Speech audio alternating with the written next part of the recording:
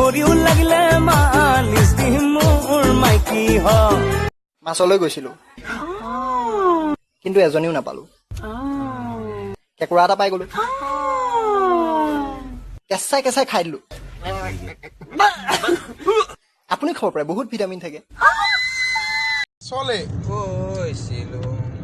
এজনী নাপালো তাইৰ মাককহে পালো ঘৰলে মই নিমখ ভাত খাই দিলো কাষতে আমৰ আচাৰ এখন লৈ ললো